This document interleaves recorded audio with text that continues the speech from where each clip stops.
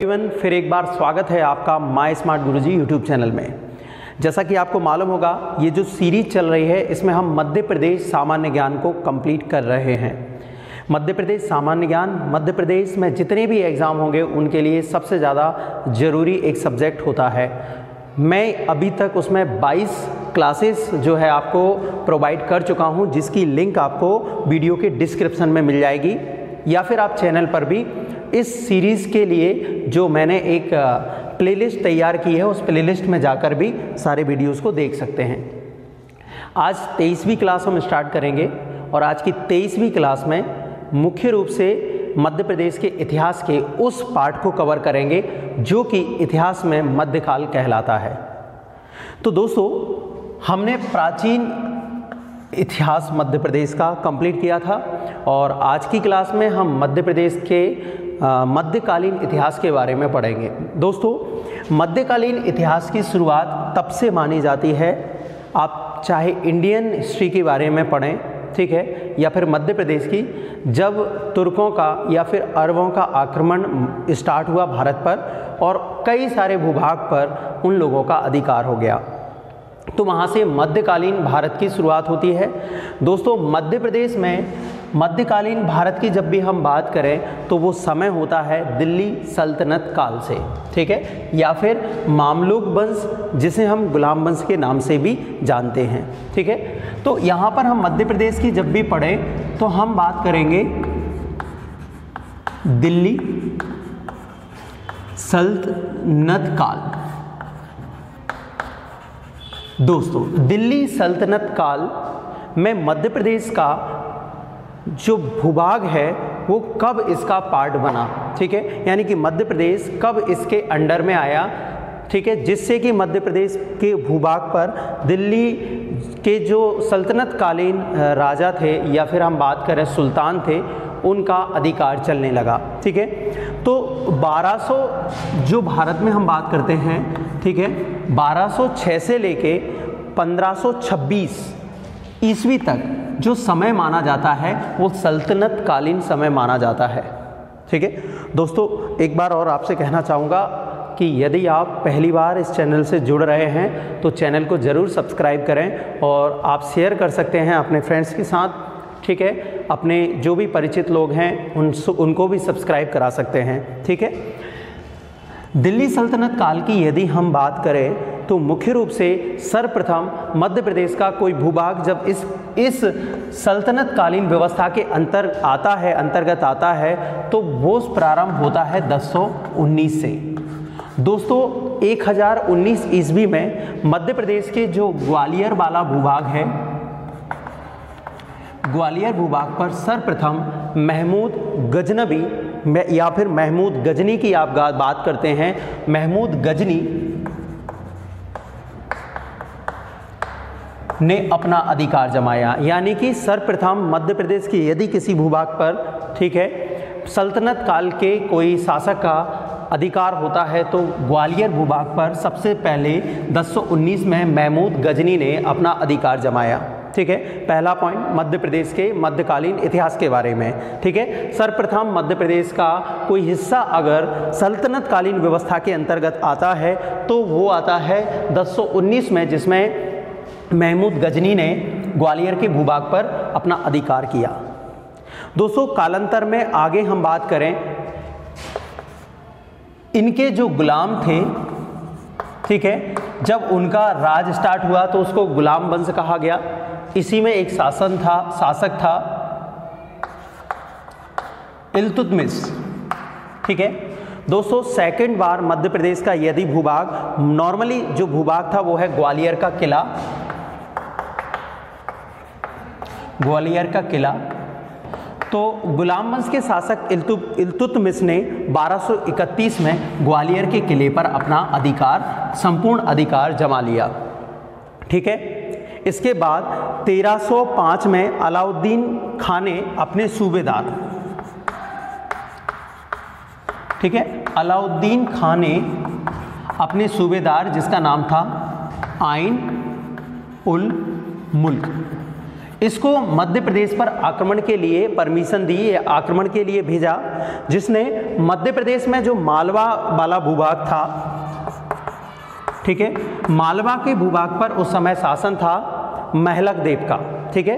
तो अलाउद्दीन खिलजी के सूबेदार आइनुल मुल्क ने मालवा के सूबेदार महलक देव की युद्ध में हत्या की, और इस तरीके से मध्य प्रदेश का जो मालवा वाला क्षेत्र है वो अब किस में आ जाता है, वो फिर से दिल्ली सल्तनत कालीन व्यवस्था के अंदर आ जाता है, ठीक है। तो यहाँ पे 3 पॉइंट यहाँ पे आप मुख्य रूप से देख चुके हैं। पहला 1019 ईस्वी में सर्वप्रथम ग्वालियर का भूभाग जो कि सल्तनत कालीन व्यवस्था के अंदर आया। उसके बाद इल्तुतमिश ने ग्वालियर के किले पर आक्रमण किया और उसको अपने अंडर में ले लिया, वो 1231 में। इसके बाद अलाउद्दीन खिलजी का जो सूबेदार है आइनुल मुल्क, उसने मध्य प्रदेश के मालवा क्षेत्र के शासक महलक देव की युद्ध में हत्या कर मालवा के भूभाग पर अपना अधिकार जमा लिया, ठीक है। साथ ही यदि आगे हम बात करें 1401, दोस्तों 1401 में मध्य प्रदेश के जो मांडू वाला क्षेत्र है, ठीक है, मध्य प्रदेश के मांडू वाला क्षेत्र जो है उस पर दिलावर खां की मृत्यु के बाद, ठीक है, दिलावर खां की मृत्यु के बाद होशंग शाह जो है, होशंग शाह, दिलावर खां की मृत्यु के बाद होशंग शाह ने क्या किया, मालवा पर अधिकार किया, और मालवा के अधिकार के बाद मांडू को मालवा की पूरे क्षेत्र की कैपिटल के रूप में विकसित किया या राजधानी बनाया, ठीक है। तो प्रथम बार होशंग शाह ने, ठीक है, दिलावर खां की मृत्यु के बाद मालवा पर अपना अधिकार किया और मांडू को अपनी राजधानी बनाया, ठीक है। इसके अलावा इस क्षेत्र में कई सारे महलों का निर्माण जो आप आगे पढ़ चुके हैं या आगे पढ़ेंगे कि मांडू के महलों का निर्माण कौन कौन से महल हैं, वो हम आगे इतिहास में शुरू करेंगे, ठीक है। इसके अलावा अगर हम बात करें मांडू में, देखिए जो होशंग शाह के बारे में कुछ महत्वपूर्ण पॉइंट पूछे जाते हैं, जैसे कि होशंग शाह की समाधि कहाँ पे है और उसका मकबरा कहाँ पे है। दोस्तों होशंग शाह की जब मृत्यु हुई थी तो उसको दफनाया गया था होशंगाबाद में, ये याद रखना। पर उसका जो मकबरा है, होशंग शाह का मकबरा है, उसका निर्माण 1436 में, होशंग शाह के मकबरे का निर्माण 1436 में महमूद खिलजी द्वारा, किसके द्वारा, महमूद खिलजी द्वारा कहाँ पे कराया गया था, मांडू में कराया गया था, ठीक है। दफनाया कहाँ गया था, होशंगाबाद में। उसके मकबरे का निर्माण मांडू में कराया था 1436 में महमूद खिलजी ने। दोस्तों 1431 की अगर हम बात करें, इससे पहले, ठीक है, इसकी मृत्यु से पहले 1431 में गुजरात का शासक था बहादुर शाह। बहादुर शाह ने मांडू पर अपना अधिकार किया, जिसमें होशंग शाह की या फिर हार हुई, ठीक है। उसकी मृत्यु के बाद उसको दफनाया गया सर्वप्रथम होशंगाबाद में, और महमूद खिलजी ने इसका मकबरा जो है वो कहाँ पे बनवाया, मांडू में। एक और महत्वपूर्ण प्रश्न जो इस बिंदु से बन सकता है वो ये है कि मांडू में जो इसका मकबरा बनाया गया है वो मकबरा मध्य प्रदेश के या फिर इस समय की पहली एक संगमरमर की इमारत है। संगमरमर की प्रथम इमारत मांडू में होशंग शाह का मकबरा है, ठीक है। तो ये समय होता है मध्य प्रदेश का दिल्ली सल्तनत काल में, ठीक है। इसके बाद आपको मालूम होगा कि 1536 में ही बाबर, ठीक है, बाबर ने भारत पर आक्रमण किया और पानीपत का प्रथम युद्ध हुआ, ठीक है। तो यहाँ से मध्य प्रदेश नहीं, पूरे भारत का भाग जो है, भारत का कुछ हिस्सा जो है वो अब किस में आ जाता है, बाबर के अंडर में, और इस समय को कहा गया है मुगल काल, ठीक है, मुगल काल। और दोस्तों मुगल काल 1526 से स्टार्ट होता है और मुगल काल 1857 बहादुर शाह जफर तक चलता है, 1857 तक। ये जो समय है ये मुगल कालीन व्यवस्था का समय है। अब मध्य प्रदेश में मुगलों का आधिपत्य किस तरीके से स्टार्ट हुआ, तो सर्वप्रथम हम बात करें, बाबर ने 1528 में एक युद्ध लड़ा जिसे चंदेरी के युद्ध के नाम से जाना जाता है। सबसे महत्वपूर्ण, 1528 में बाबर ने चंदेरी का युद्ध जो किया, और वह युद्ध मालवा के सूबेदार मेदिनी राय, ठीक है, मालवा के सूबेदार मेदिनी राय और बाबर के विरुद्ध हुआ, जिसमें मेदिनी राय की मृत्यु हो गई और बाबर का मालवा पर अपना अधिकार हो गया। ठीक है, तो सबसे प्रथम आता है 1528 में चंदेरी का युद्ध, जिसमें बाबर ने मालवा के क्षेत्र पर अपना अधिकार जमा लिया। ठीक है, दूसरे अगर हम बात करें, आपने कुछ क्षेत्रों पर सुना होगा कि किस तरीके से मुगल व्यवस्था प्रारंभ हुई मध्य प्रदेश के कुछ भूभागों पर, जिसमें सबसे मुख्य जो आता है वो है गोंडवाना राज्य। दोस्तों, गोंडवाना राज्य में रानी दुर्गावती का शासन था। ठीक है, रानी दुर्गावती का गोंडवाना क्षेत्र पर शासन था, जिसमें मुख्य रूप से जो अकबर है, अकबर ने अपने सूबेदार आसफ खां को इस पर अधिकार करने की परमिशन दी, जिसमें रानी दुर्गावती और आसफ खां के बीच युद्ध हुआ। ठीक है, जिसमें रानी दुर्गावती ने अंत समय में स्वयं को, ठीक है, स्वयं को खत्म कर लिया या फिर आत्महत्या कर ली, पर उन्होंने मुगल आधिपत्य को स्वीकार नहीं किया। जिस तरीके से आगे आप स्वतंत्रता संग्राम में रानी लक्ष्मीबाई के बारे में पढ़ते, उसी तरीके से गोंडवाना क्षेत्र पर रानी दुर्गावती का शासन था, जिसको आसफ खां ने युद्ध करके युद्ध क्षेत्र में हराया था। ठीक है दोस्तों, हम बात करें गोंडवाना राज्य की, जो कि गढ़मंडला क्षेत्र के नाम से जाना जाता है। ठीक है, दूसरा मुख्य जो बिंदु है वो है 1601 का। दोस्तों, 1601 के समय आपको मालूम होगा, इस समय अकबर का शासन था। ठीक है, और अकबर ने 1601 में स्वयं ही असीरगढ़ का किले पर अपने अधिकार किया। असीरगढ़ के किले पर अपना अधिकार किया। असीरगढ़ के किले को एक अन्य नाम से जाना जाता है, जो कि है दक्षिण का प्रवेश द्वार।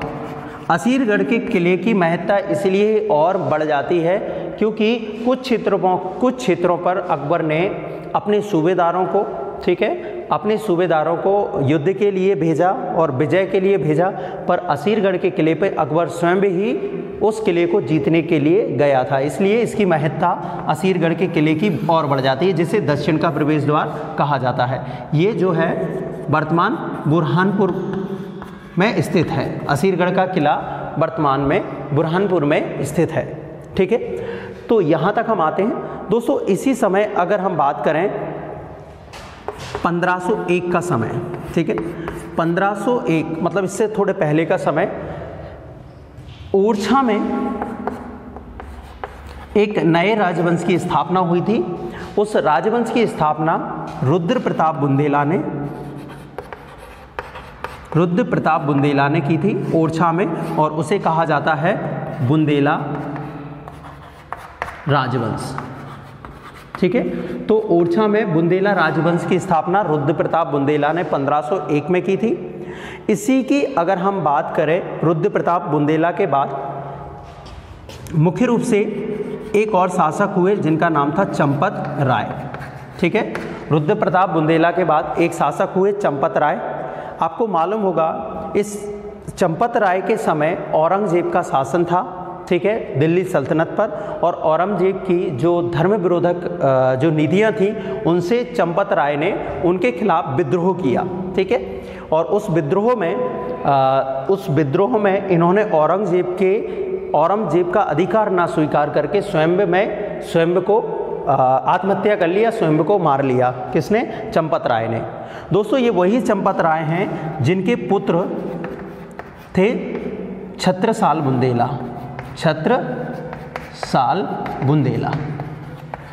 ठीक है। मुख्य रूप से यदि हम बात करें तो 1661 में ये समय जो है चंपत राय का, ये है 1661 का।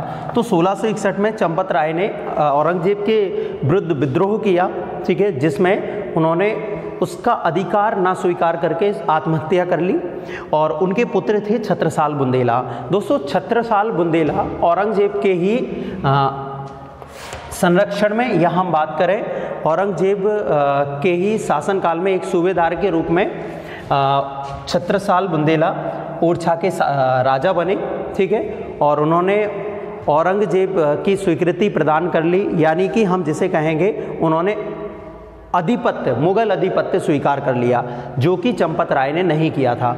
पर जब औरंगजेब की मृत्यु हुई 1707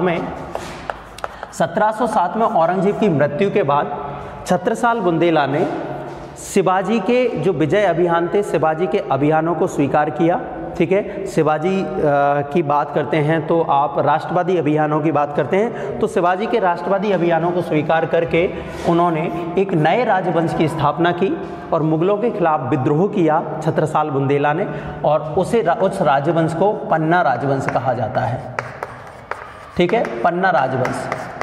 तो यहाँ से दो चीज़ होती हैं, एक समय जब औरंगजेब का अधिकार था और औरंगजेब की मृत्यु हुई तो छत्रसाल बुंदेला ने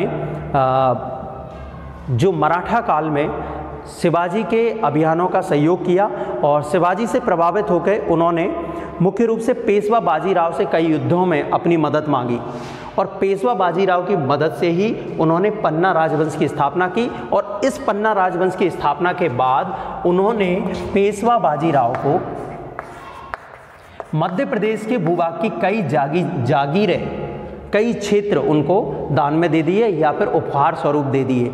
जब उन्होंने 1707 में कई क्षेत्र पेशवा बाजीराव को उपहार रूप में दिए तो इससे मराठाओं का मध्य प्रदेश में प्रवेश प्रारंभ हो जाता है, यानी कि मराठा अब कुछ भूभाग पर अपना अधिकार कर लेते हैं, ठीक है। इससे अब जो नया समय आता है मध्य प्रदेश के मध्यकालीन इतिहास में, वो आता है मराठा काल। मराठा काल। तो दोस्तों मराठा काल में सर्वप्रथम मराठाओं ने मध्य प्रदेश के भूभाग पर, जिसे मुख्य रूप से मध्य प्रदेश का मालवा भूभाग कहते हैं, उस क्षेत्र पर कई अभियान किए। उन एक अभियान में मराठाओं का एक युद्ध था जिसे चौथ का युद्ध जाना जाता है, ठीक है। चौथ के युद्ध में पेशवा बाजीराव, मल्हारराव होलकर और रानी जी सिंधिया, पेशवा बाजीराव, मल्हारराव होलकर और रानी जी सिंधिया, इन तीनों मराठाओं ने इस युद्ध में भाग लिया और मध्य प्रदेश के कई सारे भूभाग पर अपना अधिकार कर लिया। और ये समय है 1724 का। अगर आपसे पूछा जाए चौथ के लिए युद्ध 1724 में हुआ था मध्य प्रदेश के भूभाग पर। दूसरा मुख्य जो युद्ध है वो भोपाल के युद्ध के रूप में जाना जाता है, ठीक है दोस्तों। भोपाल के युद्ध में जो कि 1737 में हुआ था, 1737 में एक युद्ध हुआ था जिसे भोपाल का युद्ध कहा जाता है। दोस्तों भोपाल का युद्ध इसलिए महत्वपूर्ण है क्योंकि भोपाल के युद्ध में पेशवा बाजीराव ने हैदराबाद के निजाम को हराया था। हैदराबाद के निजाम को हराने के बाद जो खानदेश था और जो नर्मदा ताप्ती का क्षेत्र था, नर्मदा ताप्ती का क्षेत्र, उस पर किसका अधिकार हो जाता है? उस पर हो जाता है मराठाओं का अधिकार। तो इसके बाद ही, इस युद्ध के बाद ही मध्य प्रदेश के एक बड़े भूभाग पर मराठाओं का अधिकार हो जाता है, ठीक है दोस्तों। मराठाओं के अधिकार होने के बाद 1757 में प्लासी के युद्ध के बाद अंग्रेज और भी ज़्यादा मजबूत हो गए थे। तो इस समय जो एक नया काल आता है जिसको ब्रिटिश काल कहा जाता है। दोस्तों ब्रिटिश काल में जो आंग्ल मराठाओं के बीच मुख्य युद्ध हुए, जिसे प्रथम आंग्ल मराठा युद्ध 1757, द्वितीय आंग्ल मराठा युद्ध 1803 और तृतीय आंग्ल मराठा युद्ध 1817, इन तीनों आंग्ल मराठा युद्ध के बाद मराठा शक्ति बिल्कुल कमज़ोर हो गई और उसके बाद ही मध्य प्रदेश भूभाग जो है वो अब ब्रिटिश काल के अंतर्गत आ जाता है, क्योंकि तृतीय आंग्ल मराठा युद्ध जो कि 1817 में हुआ था उसमें मराठाओं में जो पेशवा पद है उसको अंग्रेज़ों ने समाप्त कर दिया था। ठीक है, तो दोस्तों इसके बाद जो मराठा काल के बाद जो नेक्स्ट समय आता है ब्रिटिश काल, तो ब्रिटिश काल ये हम जब भी पढ़ते हैं उसे आधुनिक भारत में पढ़ते हैं और यहीं से आपका स्टार्ट होता है स्वतंत्रता संग्राम। ठीक है, स्वतंत्रता संग्राम या फिर भारत में स्वतंत्रता के लिए जगह जगह जो आंदोलन होते हैं उनमें मध्य प्रदेश की क्या भूमिका रही, तो उसको हम पढ़ेंगे नेक्स्ट क्लास में। दोस्तों इस क्लास में मैं सारी चीज़ें कवर कर चुका हूँ। यदि कुछ चीज़ आपके मन में डाउट स्वरूप है तो आप उसको कमेंट बॉक्स में लिखकर पूछ सकते हैं। तब तक के लिए आपका धन्यवाद। नेक्स्ट हम क्लास में आधुनिक मध्य प्रदेश के बारे में बात करेंगे। तब तक के लिए धन्यवाद।